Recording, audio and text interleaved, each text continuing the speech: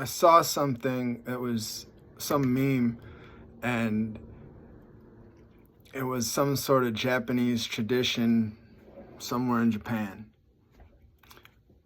When a kid knocks down a piece of pottery or something artistic, expensive, a structure of some sort that they have for decoration, they take it to some place that puts it back together instead of glue, but the glue is like gold. And then they put it right back where the child left it, and it's supposed to symbolize strength after tragedy. And it just really resonated with me, and it made me realize, I faced a lot at once, being diagnosed bipolar back in 2010. And the psychosis, the trauma around that, going to the hospital,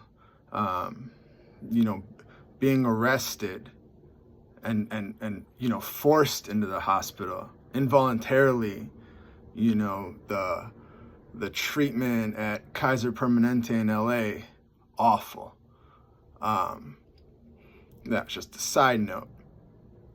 Threw a catheter up my dick for no reason, and an anal thermometer up my ass for no reason. And it set me on a path when this happened at 25, having just graduated from law school at UCLA. It set me on a path that it was just, who knew what was in the cards? You never would have guessed. I never had serious trouble, or I never had legal issues until the onset of bipolar. And I think back and I realized I saw a side of life I never would have seen without bipolar. I saw a side of life and a way that I think the typical attorney doesn't get to see after graduation. And the people that I met and, had to interact with, fortunately or unfortunately, as a result of where my mind was leading me in my own world, I looked back at it, and when I saw that video, I was like, damn, that's like me.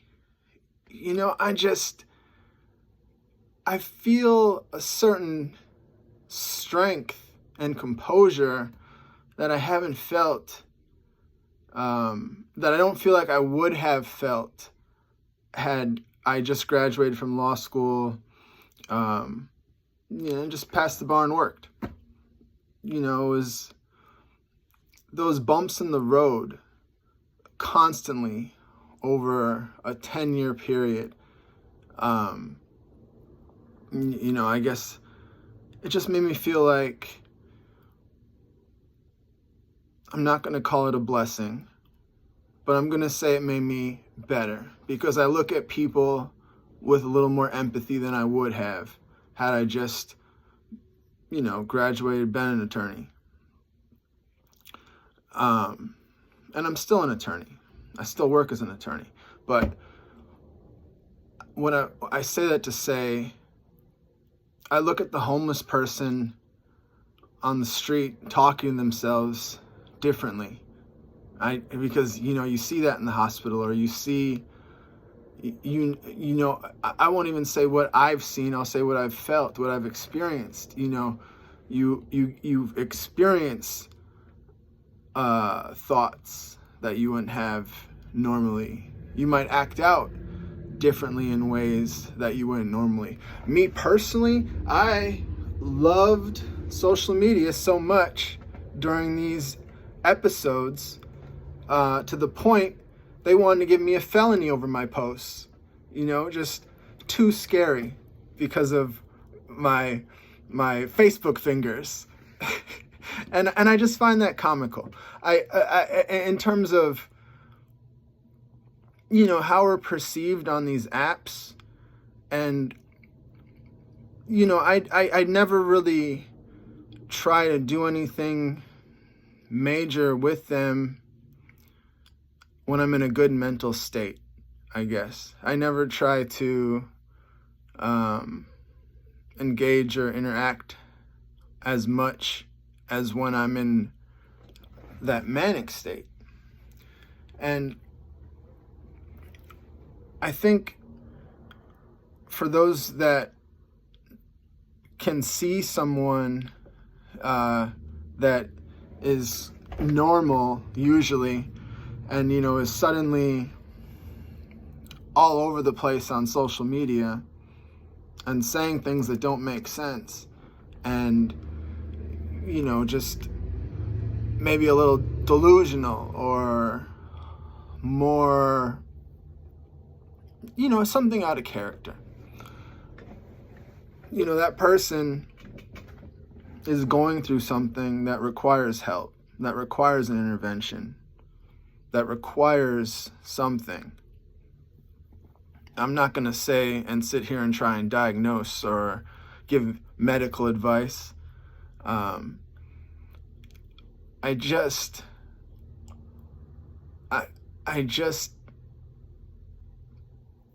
you know,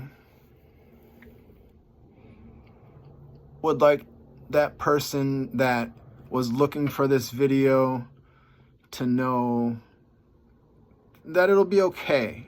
You know, just don't off yourself. Those suicidal thoughts are awful.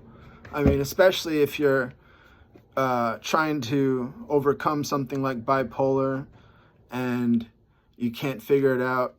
You know, you gotta go with medicine. Keep working till it tries. No. Keep trying till it works. Keep trying till it works. You know, I think for me, I experienced such horrible things with medicine. I experienced things that,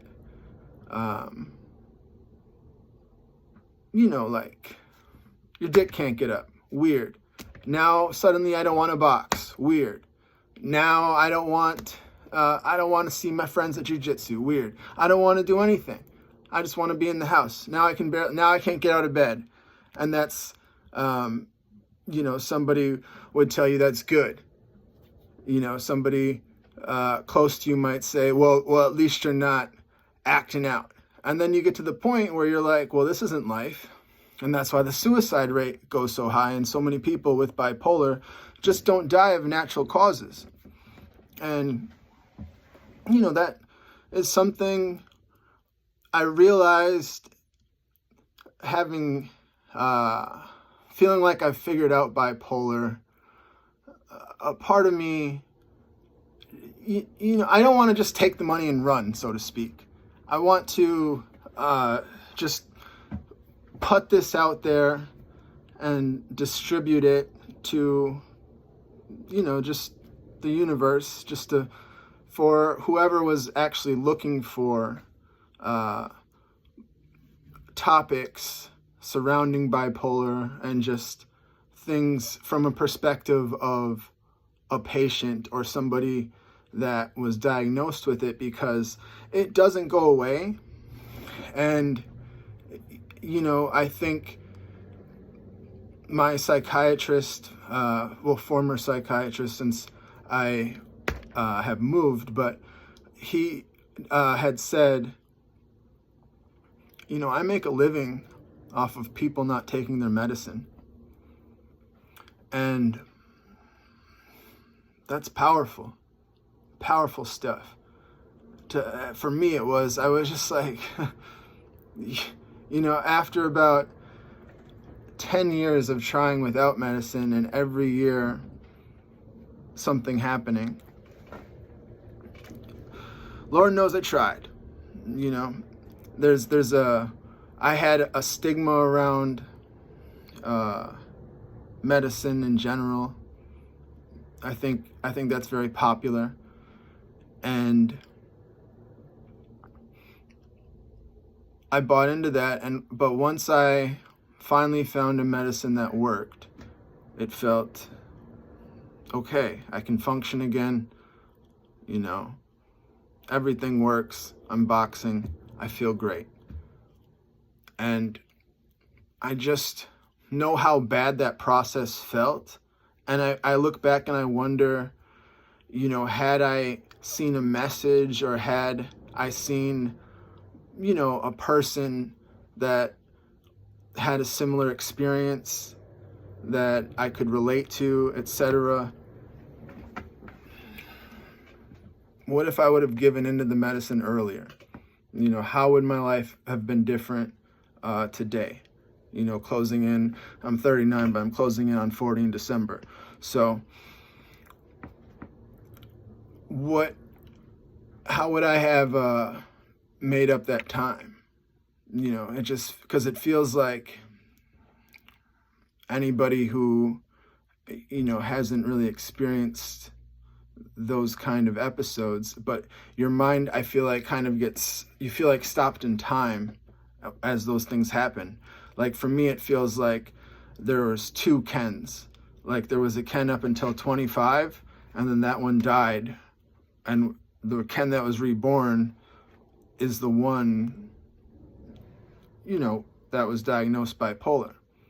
And for so long, I thought, you know, I am bipolar, but I realized it's not I am, it's just I have. It's just something that where I haven't necessarily lost my whole entire first self, but I've come up on something different, like that pot put together with golden glue. So with that, I wanted to just speak to that person out there that's feeling really broken, feeling like friends abandoning you, or family not being as helpful as you expected, or court cases, or jails, or hospitals, or whatever you have going on. Just know, if you're really honest and genuinely trying to get better, because let's be real, a lot of people aren't. But if you're genuinely trying to get better, and you're genuinely trying new things and figuring out what works for you, you'll get better. It'll just take time. Be patient. And with that said, good luck.